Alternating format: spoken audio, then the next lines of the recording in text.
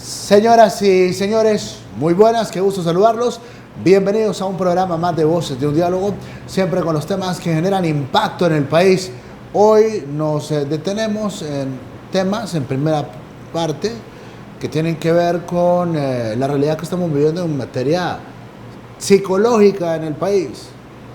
Muy bien, estamos sometidos a una gran presión, todos los hondureños, querramos o no querramos, porque la situación es complicada, hay que trabajar duro, hay quienes trabajan más de las 8 horas para poder subsistir, hay quienes están sometidos a los problemas de la vida, que hay que enfrentar, problemas de la vida que usted puede tener con un hijo, con una hija, que usted puede tener con un novio, con una novia, con un esposo, con una esposa, problemas laborales, o sea, todo eso viene a pegar a nuestro organismo y mentalmente nunca ha existido una política de Estado, y acá tenemos que hacer una salvedad. No es tan fácil que se pueda aplicar una política de Estado para que tengamos una salud mental, un Estado que se preocupe por este tipo de situaciones. Vamos a hablar hoy con un personaje reconocido por su trayectoria política, por su trayectoria electoral, pero por si usted no lo sabía, que lo dudo, el doctor Augusto Aguilar tiene muchísimos años de ser el presidente del Colegio de Psicólogos de Honduras. Un placer saludarlo, doctor. Encantado, Alan. Mucho gusto estar de nuevo en esta prestigiada empresa y con mucha audiencia, y me siento satisfecho en poder aportar algo de mi experiencia y mis conocimientos en diferentes campos. Claro, y no es que no vamos a hablar de política, claro que vamos a hablar de política porque es parte de la vida de él y parte de la vida nuestra y parte de la vida de todos ustedes. Pero no quiero desaprovechar su presencia hoy con esta vasta experiencia. ¿Cuántos años como presidente del Colegio de Psicólogos? Bueno, en realidad he sido presidente del gremio 19 periodos. Ok. 7 cuando era Asociación Hondureña de Psicólogos y 12 periodos ya siendo colegio. De tal manera que en años anda alrededor de unos 25 años por ahí. 25 años de estar al frente de esta organización. ¿Qué tan difícil ha sido subsistir? ¿Qué tan difícil ha sido el poder conjuntar profesionalmente esta carrera? Fíjese que en los primeros años, en la carrera de psicología, pues por ser algo nuevo y porque era una necesidad en el país, no habían psicólogos, era deseado no solo en el campo de la salud, sino que también en otras áreas, y contrataron cantidades de psicólogos en el área, diríamos, laboral, trabajando como parte de los departamentos de recursos humanos o de personal. Luego se fueron incorporando también a la salud mental, los contrataron en los hospitales psiquiátricos, en el centro de salud, y en los últimos tiempos en diversas instituciones. Ya hablamos de psicólogos en el comercio, en la banca, hablamos de psicólogos en muchas organizaciones como las ONG. En el deporte. En el deporte. Ya hay equipos de fútbol que han contratado psicólogos.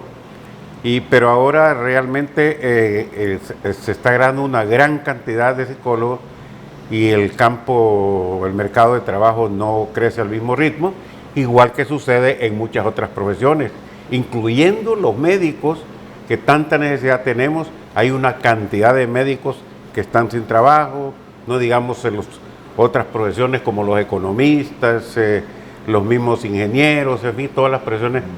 Pareciera que el mercado, o mejor dicho, la creación de puestos es deficitaria, y la formación o diríamos la titulación y graduación de profesionales en las distintas ramas ha crecido, y hay una desproporción entre lo que se están formando y el campo de trabajo. Que es gravísimo, porque uno no puede entender, como usted lo mencionaba, que existe una cantidad importante de doctores, de médicos que no tienen empleo, siendo este un país de enfermos, de muchas personas enfermas en diferentes ámbitos. Es duro que un padre se preocupe por formar a su hijo como médico, después se preocupe por especializarlo, y que después digan que no hay oportunidad de trabajo para la especialidad que busca. Sí, yo creo que eso tiene mucho que ver con todas las políticas, diríamos, de Estado en los diferentes gobiernos. Imagine usted que los médicos, y ha sido una queja, pues nosotros nos toca platicar con los directivos del colegio médico, porque formamos parte de FECOPRU, o sea, la Federación de Colegios de Profesionales Universitarios. Y ahí intercambiamos opiniones y experiencias, y en el caso de los médicos es que es todavía más grave, en el sentido que hay una cantidad de profesionales que han sido o que están trabajando por contrato, llevan varios años y no se les da la plaza, y se hacen concursos, las plazas nunca terminan de llenarse o de cubrirse, y por una parte, y por la otra, la constante permanente queja por los médicos que hacen su servicio social o la práctica profesional en otras carreras, y aún así hay grandes dificultades. De tal manera que es parte de la problemática del Estado, de cualquiera que sea el gobierno de un partido o de otro, pero esto ha sido una constante de irregularidades en ese aspecto durante muchos años. Bueno, eso con los médicos también le ocurre lo mismo a los ingenieros, a los arquitectos, a los periodistas, a los abogados, a las enfermeras, a los economistas, a los financistas. Le ocurre lo mismo hasta los políticos que están en la llanura, hasta los políticos. Pero en el caso particular de los psicólogos, yo le pregunto, hay mucha gente que en el ámbito de la publicidad, por ejemplo, dice, es un gasto innecesario. Imagínense usted tiene un buen producto, quizás, usted que me está viendo, tiene un buen producto, hay buenos productos, pero la gente solo toma un café, la gente solo toma un refresco. ¿Por qué? Porque son los que más invierten en publicidad. O sea, de repente usted tiene un buen producto, pero no lo promueve, entonces usted no sabe usted no sabe de lo que se está perdiendo. Por ejemplo, en este programa, claro, tenemos patrocinadores que nos permiten estar al aire, pero su producto podría estar acá.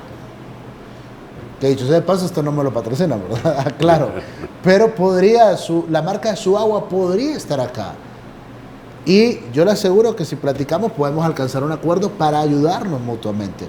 Pero no se tiene esa visión. Lo mismo dicen del psicólogo. Así es. Un empresario dice, ¿para qué voy a tener un psicólogo acá en el negocio? Sí, porque durante mucho tiempo se ha manejado la creencia y toda una cultura, diríamos, en el sentido de que quien va a un psiquiatra o que va al psicólogo, que necesariamente es porque está, entre comillas, loco. Pero eso se ha ido superando poco a poco, y quizá el campo donde más se necesita el psicólogo es en el área educativa.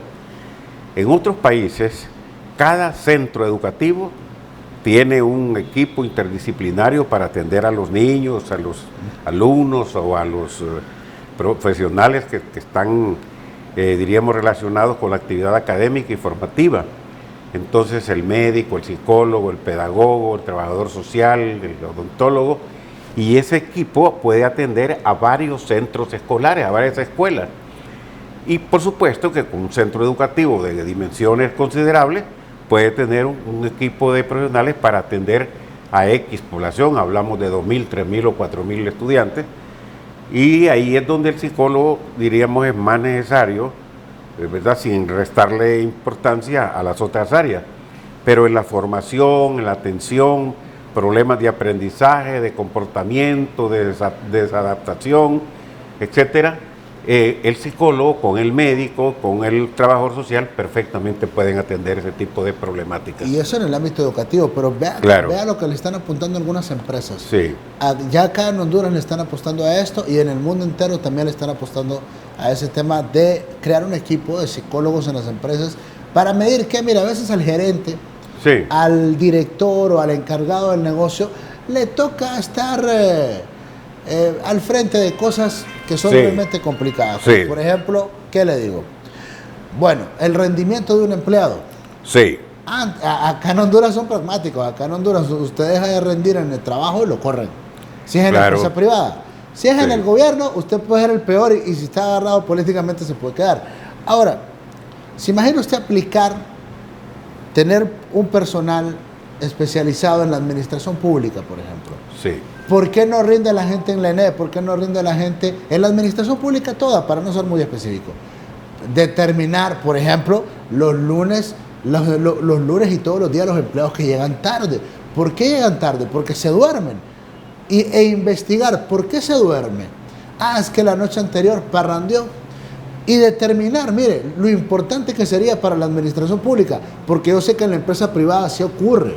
En la administración pública, debemos saber quiénes son nuestros empleados públicos. Si son bolos, bolas, borrachos, borrachas, si fuman, si beben, si son drogos, si son de todo. Tener un perfil psicológico. Eso le permite a la administración pública optimizar sus recursos. Mire, da vergüenza. Yo no sé si ahora ocurre, pero yo me acuerdo antes, los viernes en la administración pública, hay funcionarios a todo nivel que llegan bolos, doctor. O sea, hay que mandarlos al psicólogo dentro de la institución. Hay que mandarlos antes de mandar las audiencias de descargo, para tratarlos psicológicamente. Mire, el alcoholismo es una enfermedad. Si usted bola, si usted bolo, si usted fuma, a mi criterio vale menos. Pero es un criterio mío. O sea, es un criterio mío. Yo no me imagino que acá hay funcionarios en todas las instituciones que llegan bolos a trabajar, hombre. Entonces hay que ser magnánimos y crear una instancia previa a la acción legal. Yo creo que ahí entra muy bien el espacio de los psicólogos. Sí, en las organizaciones en otros países y aquí en Honduras ya algunas instituciones y empresas han contratado psicólogos en los bancos, en las empresas grandes donde tienen departamentos de personal, hay algunas unidades que están siendo manejadas por los psicólogos, pero más que todo orientados a la selección del personal, que eso incluye parte de lo que usted estaba mencionando. Pero también dentro de su actividad pueden hacer atención, diríamos, psicológica a aquellas personas o miembros del personal que así lo deseen de manera voluntaria, espontánea. De tal manera que los psicólogos en este momento están en diferentes áreas. Usted va a encontrar psicólogos, como le decía, en el área de la salud, en el área de la educación, en el ejercicio privado hay muchas clínicas de psicología, y fíjese que recientemente se ha incorporado una buena cantidad de psicólogos para hacer las evaluaciones de todos los solicitantes de la licencia de conducir, ya sea por primera vez o por renovación. Es buen paso. Y algo más, recientemente se aprobó la ley de portación de armas, que va a entrar en vigencia en el mes de mayo, y en esa ley se contempla que las personas que están solicitando el permiso para deportación de armas tienen que someterse a un examen médico y también a un examen psicológico para poder obtener la licencia o el permiso de portación de armas. De tal manera que ahí se van a necesitar una buena cantidad de profesionales de la psicología, y para regular el ejercicio profesional, que esto no se convierta en charlatanería ni en un simple negocio, el Colegio de Psicólogos está participando en regular el ejercicio de la profesión. La certificación, ¿verdad? La certificación de los que van a trabajar en eso por una parte, y llevar un control de las hojas o del formulario en que se extienda o que se haga constar de la evaluación que se lo ha hecho una persona. Ese control lo va a llevar el colegio, así como lo está haciendo también con la licencia, con las evaluaciones de las personas que solicitan licencia para conducir automóviles. Claro, porque yo le voy a decir algo.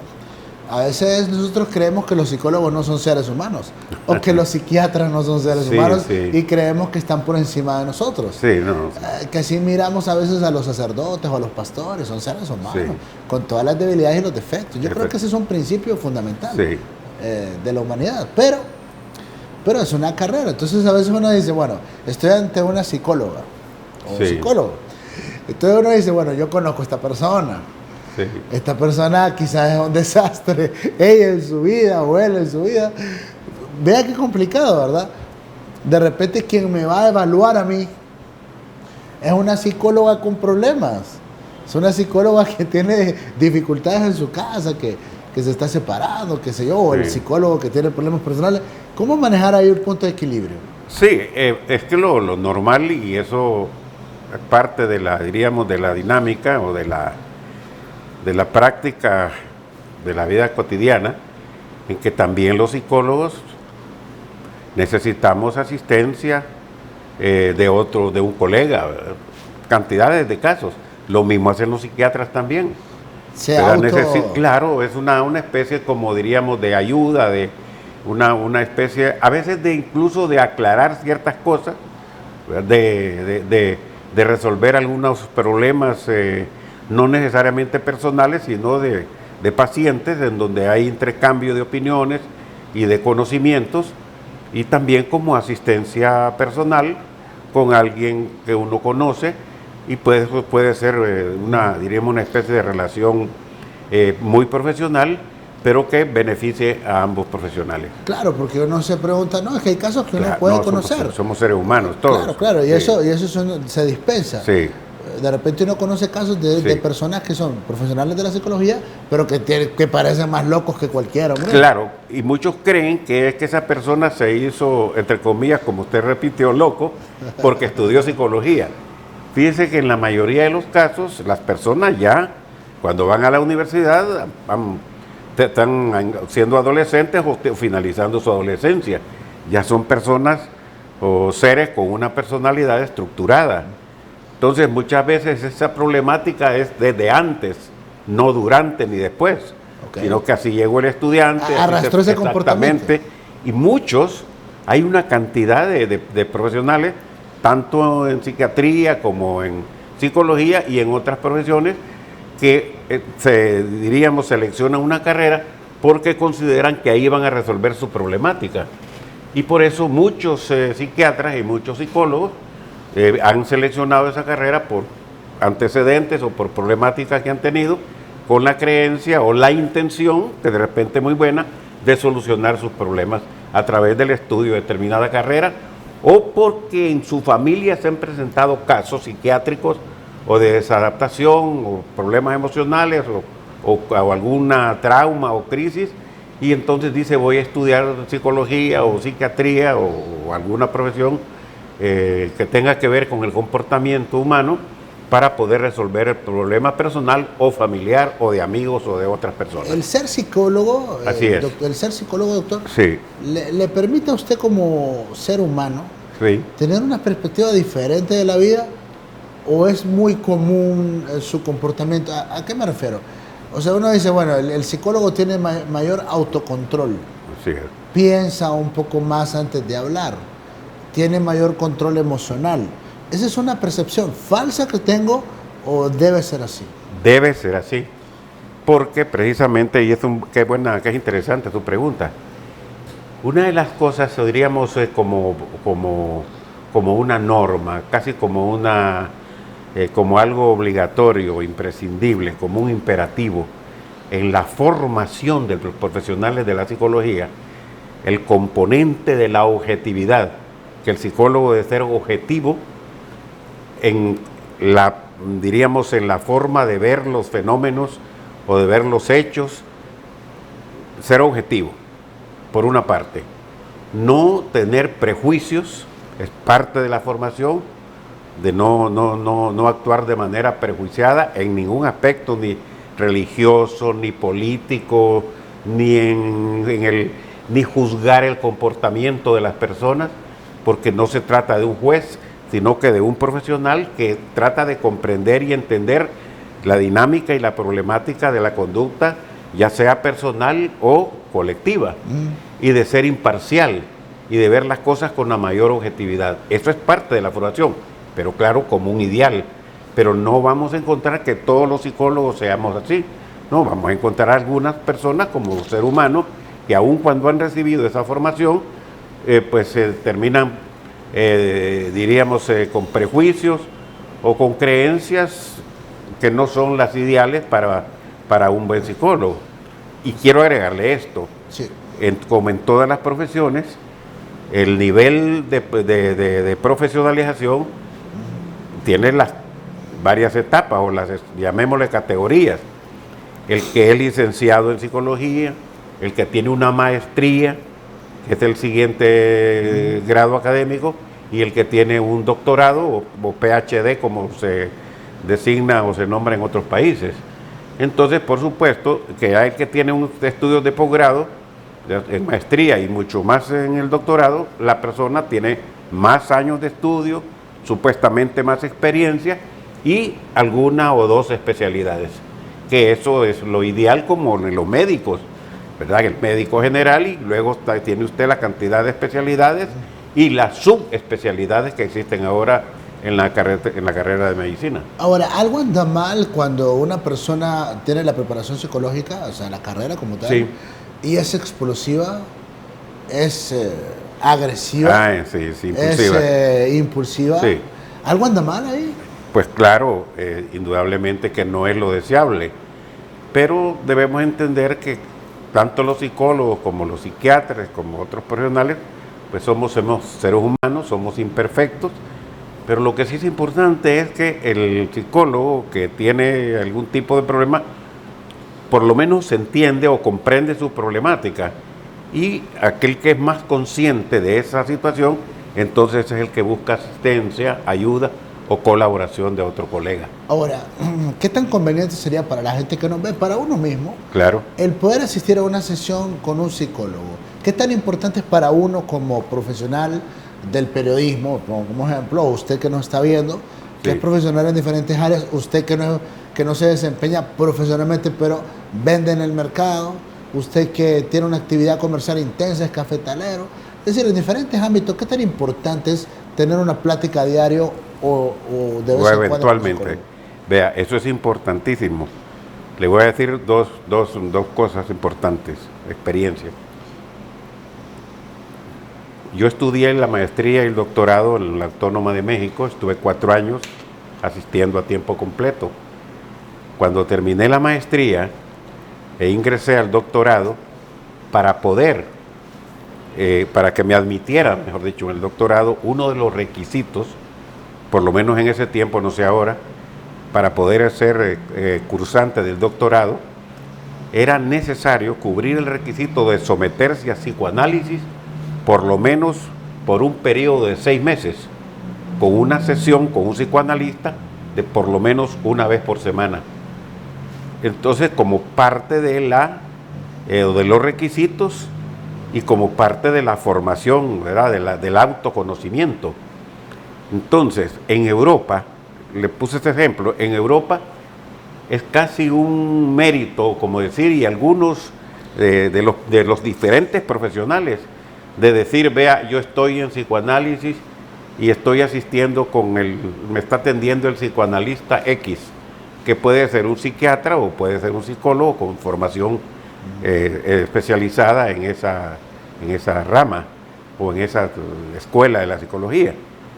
Entonces, cualquier persona, una sesión o unas cuantas sesiones, pues por lo menos para conocer algunas cosas que nosotros no entendemos de nuestro comportamiento, o por lo menos para establecer una claridad en algunos conceptos o prejuicios o actitudes que tenemos y tener una comprensión, aunque tal vez sin profundidad, pero que sirven mucho para el autoconocimiento. De tal manera que eso es saludable y para cualquier persona. Es muy común ahora escuchar decir a las personas, yo no tengo en quién confiar, Sí, yo no tengo a alguien que me escuche. De repente yo guardo muchos secretos, sí, soy muy imperfecto y quiero que alguien me escuche. exacto. Es una persona indicada, un Así psicólogo, para que yo me vaya a confesar mundanamente. Claro, porque fíjese que en eso nos parecemos a los sacerdotes y a los pastores.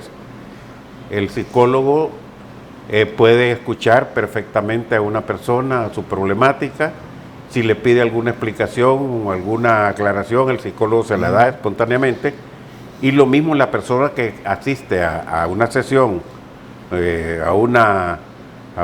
diríamos, a una plática, llamémosle así, ¿verdad? Para que no tiene la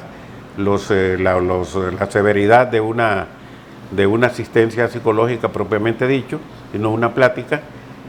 En las normas de la ética profesional es un punto muy importante que el psicólogo tiene que guardar secreto, no solo de la persona con que lo ha solicitado sus servicios, sino que con aquellas personas que están en tratamiento o que están sometidos a psicoterapia por un tiempo determinado. Entonces, es prohibido desde el punto de vista del Código de Ética Profesional hacer del conocimiento de otras personas, la problemática o el estudio o los resultados de una evaluación. Ahora, bueno, eso me parece un interesante punto. Sí. O sea, yo voy donde una psicóloga, me quiero confesar, Sí. quiero decirle todo lo que soy, porque Así es. A veces uno necesita decir quién es. Hay quienes tenemos más facilidad que otros, hay quienes les cuesta más decir quiénes son. Sí. Bueno, yo particularmente tengo una lucha permanente para no ocultar lo que soy. Exacto. ¿Verdad? Yo creo que en eso, en algo ayuda. En decir, soy esto, soy tal, yo evaluarme. Pero a veces uno ocupa compartir esas cosas. Así es. ¿Verdad? Tener otra perspectiva. Me dice usted que es imprescindible que nos guarden los secretos. Así es. Que eso es lo que yo le voy a contar a ella, porque yo prefiero una psicóloga. Claro. O sea, yo prefiero una psicóloga ir a contarle a alguien así. No le tengo miedo al tema del género. Sí. Particularmente, probablemente usted prefiere a un psicólogo por la afinidad de género. Sí. Pero yo prefiero una psicóloga. Entonces yo le cuento, puedo contarle, usted me dice usted que va a tener que guardarme el secreto. Y ahora el otro punto que quiero consultarle es, ¿se impactan los psicólogos de lo que escuchan? O sea, que yo le diga, mire, fíjese que yo soy varón y tengo tales debilidades, y mis debilidades son estas, y quiero compartírselas. ¿Puede llegarse a impactar ella si Pues, me excedo, digamos? Mire, la verdad es que de alguna forma depende también del profesional. Recuerde que en esto contribuye mucho la experiencia y la formación del profesional, como sucede en las demás profesiones. Cuando usted va a buscar un médico, va de médico a médico, va a decir. Entonces la formación y la experiencia indudablemente que determinan la eficiencia y la capacidad del profesional. Pero no creo que sea frecuente que alguien se impacte. Muchas veces lo que sí sucede es que el psicólogo, sin quererlo, de alguna manera se involucra, ¿verdad?, con la problemática de una persona, y en el sentido que le inspire lástima o sentir compasión, ¿verdad?, por el sufrimiento, por el caso, digamos, los traumas o las experiencias a veces desgarradoras que han tenido personas que han ido a consultar a un psicólogo. Y lo mismo le pasa a los médicos, que de repente están atendiendo a un paciente y en el transcurso del tratamiento fallece, y entonces Les comparten, impacta, claro, ¿no? impacta. Ahora, pero ¿por qué siempre tenemos que ir al psicólogo cuando estamos tristes? Cuando estamos mal, cuando vaya, mucha gente, conozco casos de personas que van cuando tienen una ruptura sentimental. Claro. ¿Por qué no vamos cuando estamos felices? Para medir también parámetros. ¿Estoy en lo correcto o no? Sí, es porque hay gran cantidad de personas que van al psiquiatra o al psicólogo cuando caen en alguna crisis depresiva, una depresión. Hay cantidad de personas que solo es que en ese caso van, pero también hay cantidades de personas que llevan a los hijos, que llevan a algún pariente. Sobre todo es muy frecuente, los psicólogos están atendiendo los problemas de niños y de adolescentes por comportamiento o por problemas de aprendizaje o por otro tipo de actitudes y de comportamientos que consideran irregulares. Entonces alguien le dice que lleve al niño al psicólogo, y entonces son muchas las personas que están atendidas por psicólogos, y adultos por supuesto también, en casos de depresión o en casos de algún problema, como usted mencionó, pasional o de relaciones es muy común interpersonales, eso, y cantidades de gente incluso que van por problemas en el trabajo, que están sufriendo, diríamos, estrés o depresión por algún problema. Entonces acuden donde un psicólogo para recibir la atención que pueda prestarle. Ok, varias consultas. Sí. Varias consultas. Por ejemplo, el tema de la depresión. Sí. Ya ahora es muy común, quizás siempre ha existido, pero Sí. ya ahora es muy común el tema de la depresión. Sí. Ok, pero es que, bueno, yo no sé, a veces percibo yo que hay depresiones prefabricadas. A mucha gente la deprime no tener dinero. Claro. No es para menos. A mucha gente la deprime un novio, la deprime una relación, la deprime el trabajo, la deprime la familia, un hijo, el estrés, la carga. ¿Cómo oxigenarnos? Bueno, ¿Cómo oxigenarnos? fíjese que usted usted me acaba de hacer esa pregunta y al mismo tiempo se dio una buena explicación. Eso es parte de la pérdida que hemos tenido en nuestra salud mental con los avances y con la sociedad competitiva superindustrializada que estamos viviendo. Por eso ahora la depresión es una situación que está presente en una cantidad de personas y por diversas causas, que usted ya la mencionó.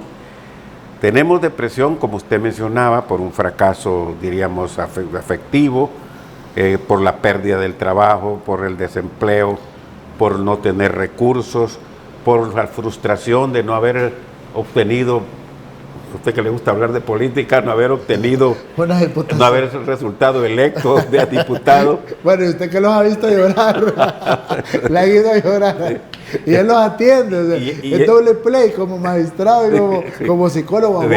Aguántese, papito, perdió. Sí, incluso hay otros tipos de depresión que tienen una base orgánica, es decir, ya considerándolo como una deficiencia, diríamos, de tipo orgánico. Entonces, ese tipo de depresión que no propiamente obedecen a una causa objetiva que puede verse o que puede observarse o que se puede comprobar, y hay un tipo de depresión que la persona no sabe por qué está deprimido, no tiene una explicación, y a veces entonces ese tipo de casos son los que son preferentemente deben ser atendidos por un psiquiatra, porque conlleva el tratamiento base a medicamentos. Ok, ¿cómo definir si ocupo un psiquiatra o un psicólogo? ¿Cómo definirlo?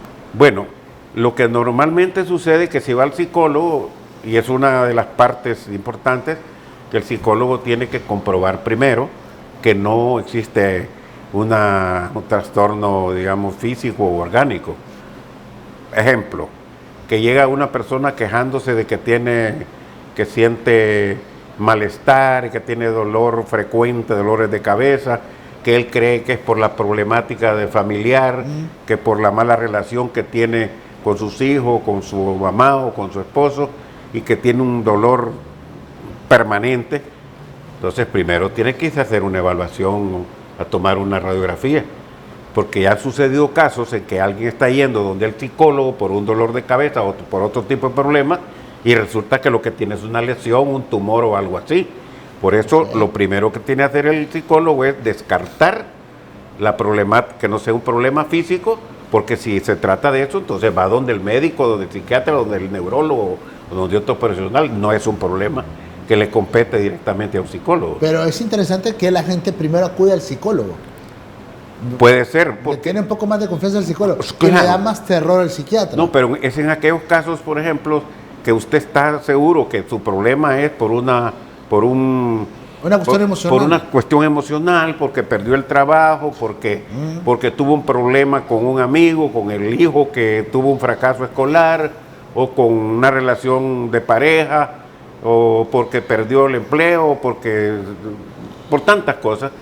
Y cuando esas cuestiones son conocidas, entonces sí, necesariamente tiene que ir al psicólogo, no a donde el médico, porque ya se conoce que el problema no se trata de una cuestión física o fisiológica. Ok, bueno, varias preguntas, mire, sí. Se las voy a tratar de trasladar para tratar de optimizar el tiempo. Primero, acá hay una persona que me está diciendo que si es pertinente poder atenderse con un psicólogo porque tiene fantasías sexuales, es una dama que tiene fantasías sexuales y parte de sus fantasías sexuales es sostener relaciones con otra dama, con otra mujer. O sea, y me está escribiendo y dice si es pertinente ir al psicólogo para que le defina si qué es, pues porque no entiende por qué lo hace, pero le gusta. Bueno, hay un principio general en el ejercicio de la profesión de la psicología, es que el psicólogo atiende a aquellas personas que solicitan su servicio profesional de manera espontánea, de manera voluntaria. Entonces, quien tiene que determinar si debe ir o no ir es ella misma. ¿Verdad? Si ella siente que realmente... Pero ella es el psicólogo o el psiquiatra, según el caso que tiene la confianza de escribir. No, ese es un problema para mí psicológico, es decir, no necesariamente psiquiátrico. ¿Podemos profundizar un poco? Sí. O sea, en el sentido de que, ¿qué recomendaría usted? No, si ella, ¿cómo anda ella? Porque, bueno, le vamos a dar la consulta de gratis. No, es que, mire, las fantasías sexuales, eso es más común de lo que nosotros creemos. Okay. Es muy rara la persona que no tiene fantasías sexuales, pero en el campo de la, llamémosle, en el campo o en el margen de la normalidad, si esto se acentúa o ella considera que es un problema y que le afecta, entonces sí. Si le gusta. Claro, es necesario que vaya. Por eso le decía, si ella siente que le afecta de manera negativa, ¿verdad?, que eso le preocupa, entonces ella puede ir donde el psicólogo o la psicóloga, perfectamente. Pero es voluntad, decisión propia. Pero es un mal comportamiento, es un comportamiento, y le planteo la pregunta, es muy básica, pero quizás ya muchos pueden tener una respuesta, pero como usted dice, es más común de lo que yo creía. Así es. Y yo le agradezco mucho a ella que tiene la confianza de compartírmelo, pero en razón de estar viendo el programa, pero es más, ahora estoy asustado porque es más común de lo que yo creía. Así es. Y uno dice, bueno, el homosexualismo es muy común el hombre con hombre. Y es un tema que acá lo hemos abordado desde la perspectiva de escuchar los testimonios de cada quien, pero hoy estamos desde el ámbito psicológico. Y ella, yo siento que lo que está preguntando de fondo es si es lesbiana o no, por ese tipo de comportamientos, porque le gusta tener relaciones sexuales con otras mujeres. Sí, como le decía, eso es frecuente. Hay un alto porcentaje de la población mundial, llamémosle, en que tiene fantasías, y no solo sexuales, sino otro tipo de fantasías. Sí. Porque nosotros fantaseamos no solo en el aspecto, diríamos, de una relación sexual, sino que en otras cosas. Le pongo el ejemplo más común. ¿Quién no ha soñado o ha tenido la fantasía más de alguna vez de ganarse o quererse ganar el premio de la lotería o de la loto? Y casi todos hemos soñado con eso, hasta hemos hecho el presupuesto en qué vamos a invertir.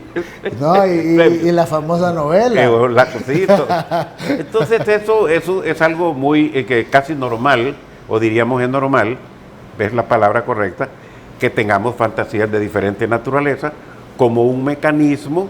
La fantasía es un mecanismo para aliviarnos de la ansiedad, de la depresión o para sentirnos bien.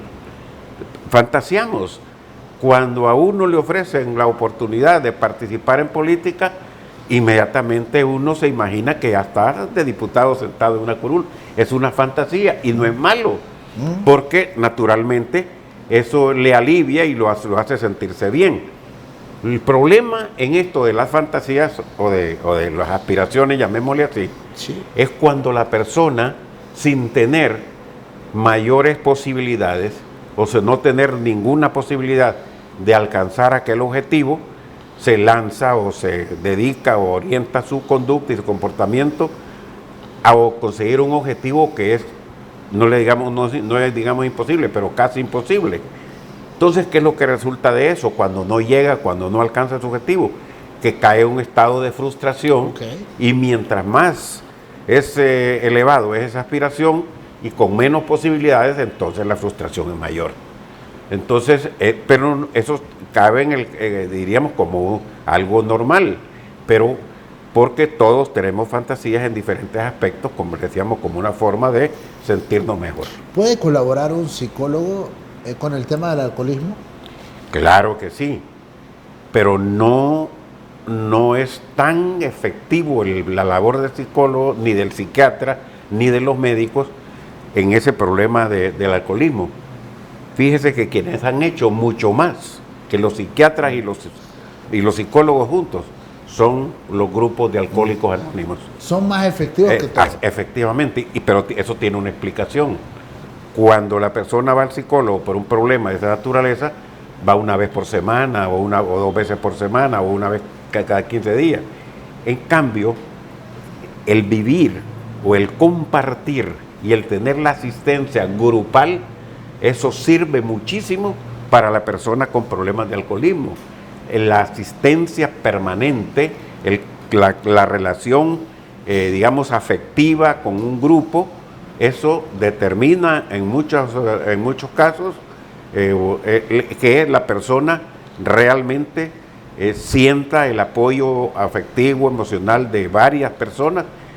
Por eso esa permanencia, esa perseverancia, llamémosle así, de los grupos, no solo en el caso de los alcohólicos, sino que también grupos